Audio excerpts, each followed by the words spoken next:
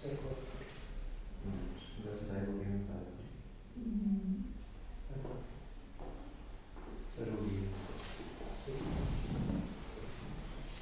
اللہ الرحمن الرحیم. میرا نام ڈاکٹر کامران بابر ہے. میں بچ انٹرنیشنل ہاسپٹل میں میڈیکل ڈائریکٹر اور انٹرونشنل کارڈیولوجسٹ ہوں. شروع کرتے ہیں اللہ تعالیٰ کے پاک نام سے. بسم اللہ الرحمن الرحیم. فبأي آلاء إلى ربكما تكذبان. اور تم اپنے رب کی کون کون سی نعمتوں کو جھٹلاؤ گے. ہمارا آج کا سیگمنٹ بڑا شارٹ بریف سا ٹو دا پوائنٹ ہے. The first part of the segment is کہ how to avoid a heart attack. جیسا کہ قرآن پاک میں ارشاد ہے کہ کیا تم دیکھتے نہ تھے, تمہارے ہاں آگے نشانیاں تھیں, کیا تم غور و فکر نہ کرتے تھے.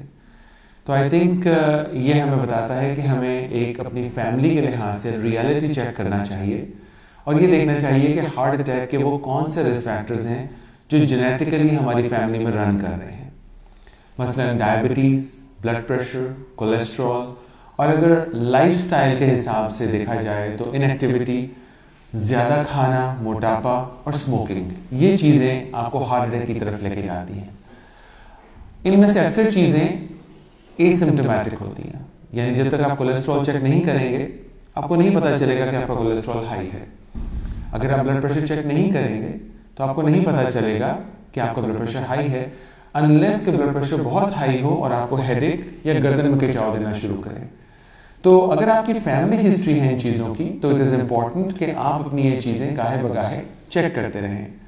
یہ دیکھتے رہیں کہ آیا آپ کے بلڈ ٹیسٹ سال میں 1 یا 2 دفعہ ہو کے ان کے نمبرز آؤٹ آف کنٹرول ہیں یا ان کنٹرول ہیں. ضروری نہیں کہ اگر لیبارٹری ٹیسٹ یا بلڈ پریشر کی ریڈنگز آپ کی ہائی آئیں تو آپ کو فوری طور پہ دوائی شروع کرنی پڑے.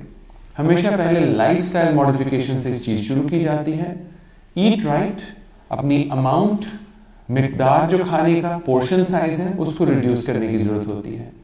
ساتھ میں بلڈ پریشر اگر زیادہ ہے تو واک کرنے سے اور کھانے میں نمک کم کرنے سے آپ کے بلڈ پریشر کے نمبرز 5 سے 10 پوائنٹ نیچے آ جاتے ہیں. ان چیزوں کی موجودگی کے ساتھ اگر آپ کے نمبرز نارملائز نہ ہوں تو پھر دوائی کا سہارا لینا پڑتا ہے. امپورٹنٹ چیز یہ ہے کہ پھر اس صورت میں دوائی کو چھوڑنا نہیں اگر آپ کے نمبر نارمل آ جائے, کیونکہ یہ تمام نان کمیونیکیبل ڈیزیزز جو ہیں یہ کنٹرول چاہتی ہیں, ان کا کیور نہیں ہے ایز سچ. لیکن ویٹ لوز کرنے سے, ایکسرسائز کرنے سے آپ اپنے دوائیوں کی مقدار اور ڈوز اور نمبر آف میڈیسنز کم کر سکتے ہیں اور بہتر کنٹرول کر سکتے ہیں. دوسری چیز جو میں چاہتا ہوں کہ وہ فوکس میں رکھی جائے کہ عام طور پہ آپ کی فیملی میں heart disease, blood pressure, cholesterol, یہ رسک فیکٹرز اگر ہوں اور کسی کو سمٹمز ہوں, بے شک ناک سے لے کے پیٹ تک کسی بھی قسم کے, ایک دم طبیعت خراب ہوئی, تو if you are listening to your body you would know right away کہ there is some thing wrong. کہ آیا پسینے چھوٹ رہے ہیں یا طبیعت خراب ہو رہی ہے, آپ اچھا محسوس نہیں کر رہے ہیں, کوئی سینے پہ دباؤ آ رہا ہے, گردن میں کھچاؤ آ رہا ہے, کندھوں میں, بازوؤں میں کھچاؤ آ رہا ہے, تو ایسی صورت میں فوراً ایسے میڈیکل سینٹر جائیں جہاں آپ کی فوراً ECG ہو سکے. ایون اگر ڈاکٹر سمجھیں کہ یہ گیس کا معدے کا مسئلہ ہے, دا فیملی پڑھے لکھے لوگوں کو انسسٹ کرنا چاہیے کہ دے نیڈ این ECG, تاکہ وہ ECG میں اگر کوئی نارمیلٹیز سمٹمز کے ساتھ ہوں تو زیادہ جلدی ریفلیکٹیو ہوتی ہیں اور ڈائگنوسس آپ کا ارلی ہو جاتا ہے.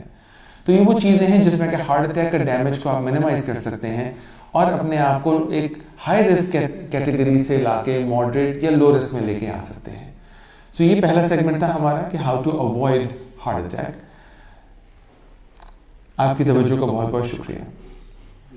جو سیکنڈ سیگمنٹ ہمارا ہے وہ ہے کہ اگر خدا نخواستہ آپ کو یا آپ کے کسی پیارے کو ہارٹ اٹیک ہو رہا ہو تو کیا کیا جائے. What to do when somebody is having a heart attack. So ایسے کیسز میں جو سب سے امپورٹنٹ چیز ہوتی ہے وہ ہوتی ہے کہ آپ اپنے سمٹمز کو سیریسلی لیں.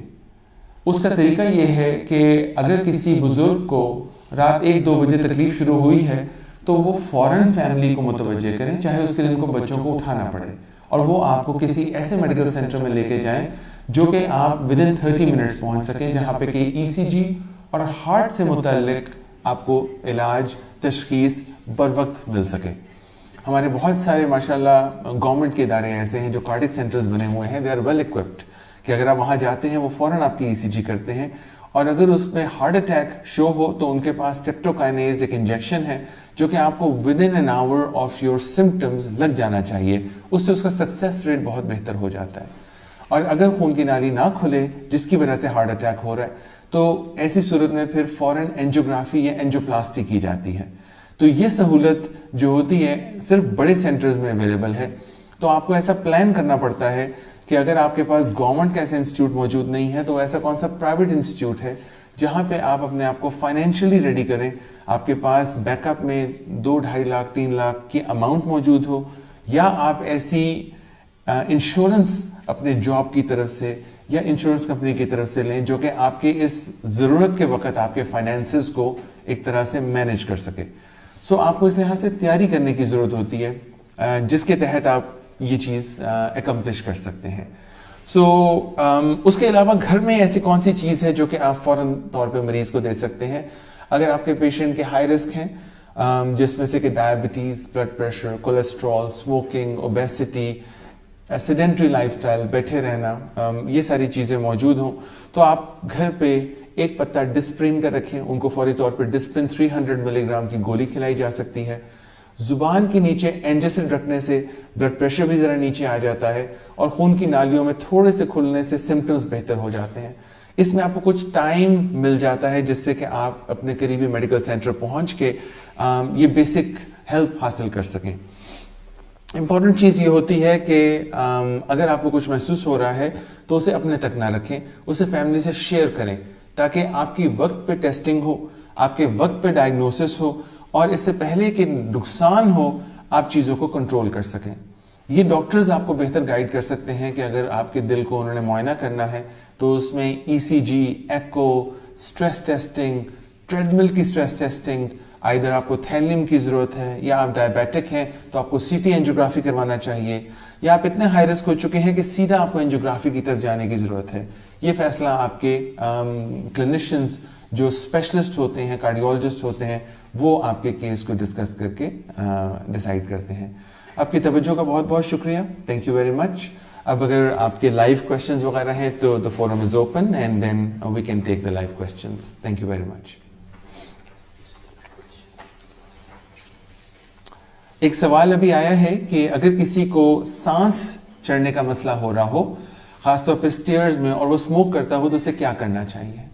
تو دیکھیں, اگر تو آپ ان ایکٹیویٹی کی وجہ سے موٹاپے کا شکار ہو رہے ہیں تو سیڑھیاں چڑھنے سے اس سے بھی سانس چڑھتا ہے.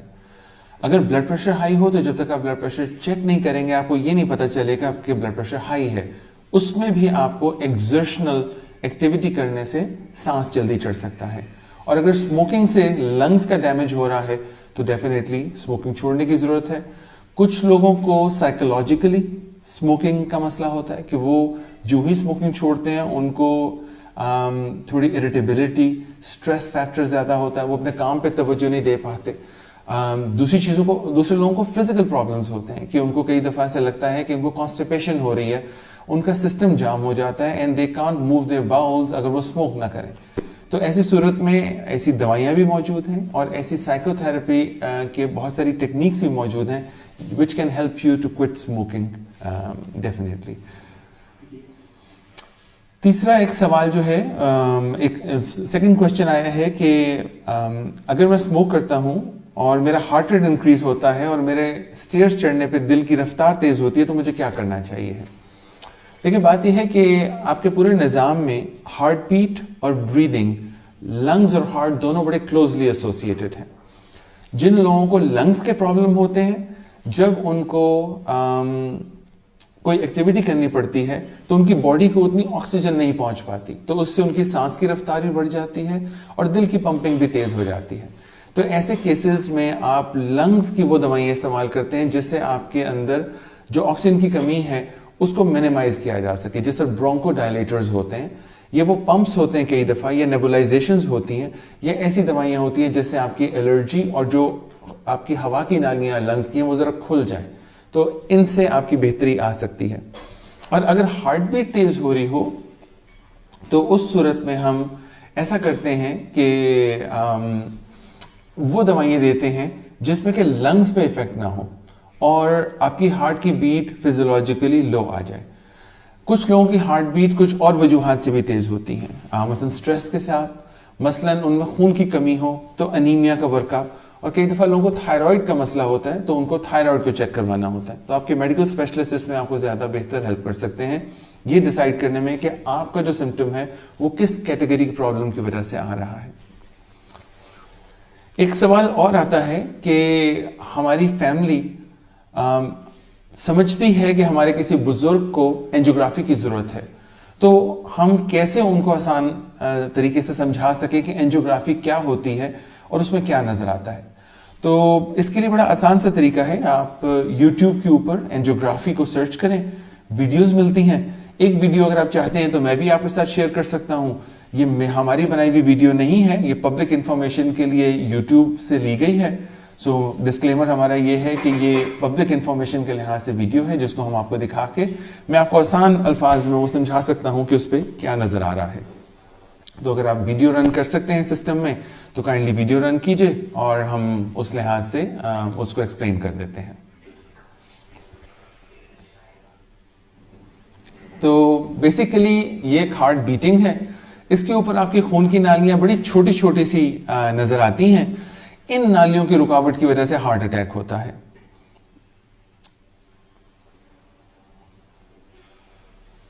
دل ایک ایسا مسل ہے جو مسلسل بچپن سے پمپ کر رہا ہوتا ہے. اس کے اندر خون کی نالی میں رکاوٹ کولیسٹرول اور بلڈ پریشر اور ڈائبٹیز کی وجہ سے ہوتی ہے. اگر اس میں یہ رکاوٹ ضرورت سے زیادہ ہو تو لوگوں کو سینے پہ دباؤ اور درد شروع ہو جاتا ہے. تو ایسے پیشنٹس کو ہم اینجیوگرافی کے لیے لے کر آتے ہیں. یہ بغیر بے ہوش کیے کیا جاتا ہے. کئی دفعہ ایسی چھوٹی سی دوائی دی جاتی ہے جس سے کہ مریض تھوڑا ریلیکس ہو جائے. کارڈک مانیٹرنگ ہو رہی ہوتی ہے. اس کے بعد ہاتھ یا ٹانگ سے چھوٹی سی ایک سوئی کے ذریعے آپ ایکسس لیتے ہیں.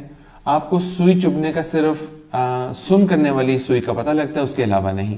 اللہ تعالیٰ کا نظام ہے کہ جب اینجیوگرافی ہو رہی ہوتی ہے تو جو وائر یا ٹیوب آپ کی باڈی سے گزرتی ہے آپ کو اس کا بالکل کچھ پتہ نہیں چلتا اور آپ جاگ رہے ہوتے ہیں, ڈاکٹر سے بات کر رہے ہوتے ہیں. اس ٹیوب یا کیتھیٹر کو ہم ہارٹ تک پہنچا کے اور وہاں سے ہم ایک لیکوڈ انجیکٹ کرتے ہیں جو خون کی نالیوں کی تصویر ایکس رے کی طرح لے کر آتا ہے.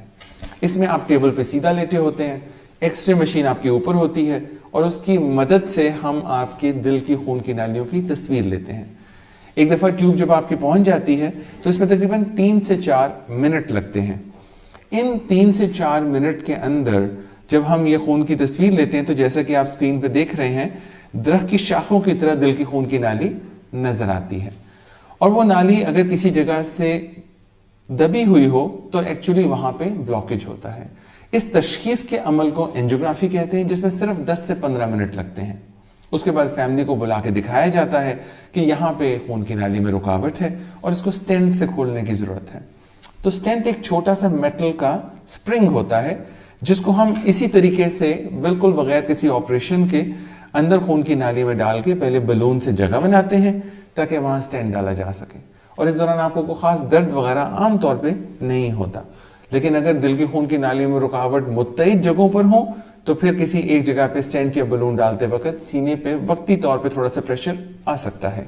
تو جیسا کہ آپ تصویر میں دیکھ رہے ہیں کہ یہ ویڈیو کے اندر بلون سے آپ خون کی نالی کو کھول رہے ہیں, تو جب اس میں جگہ بن جاتی ہے تو اسی طرح بلون کے اوپر ہی سٹینٹ کو آگے پروسیڈ کر کے اور آپ سٹینٹ کو پھلا دیتے ہیں جو کہ خون کی نالی کو کھول دیتا ہے. اور اس کے بعد ساری وائر ٹیوبز ہر چیز باہر نکال دی جاتی ہیں, سٹینٹ اپنی جگہ پہ رہتا ہے اور وہ چند آنے والے ہفتوں مہینوں میں خون کی نالی کا حصہ بن جاتا ہے. سو یہ بیسیکلی ایک اینیمیشن تھی جو کہ آپ کے ساتھ یہ رن کر رہی ہے, تو آپ اس کو دیکھ سکتے ہیں اور یوٹیوب پہ خود بھی اپنے آپ ویڈیوز وغیرہ آرام سے اپنے بزرگوں کو دکھا سکتے ہیں. لیکن زیادہ پریشانی کی بات نہیں ہوتی, نہ اس میں کوئی زیادہ درد ہوتا ہے, خاص طور پہ اگر یہ بر وقت کروا لی جائے. اگر ایڈوانس بہت کیس ہو جائے تو ظاہر ہے پھر کمپلیکیشنز اور مورٹیلٹی ڈیتھ وغیرہ ٹیبل پہ ہو سکتی ہے. سو امپورٹنٹ چیز کہ ٹائم پہ ڈائگنوسس وغیرہ ہو. اس کے علاوہ اگر اور کوئی کویسچن یا کوئی چیز ہے تو کائنڈلی شیئر کیجئے, نہیں تو آپ ہمارے یوٹیوب چینل کے اوپر, فیس بک کے اوپر اپنے کویسچنس پوسٹ کر سکتے ہیں, کامنٹس پوسٹ کر سکتے ہیں, and will be happy to answer them. Thank you very much for your attention. Thank you very much. مہربانی آپ. اللہ حافظ.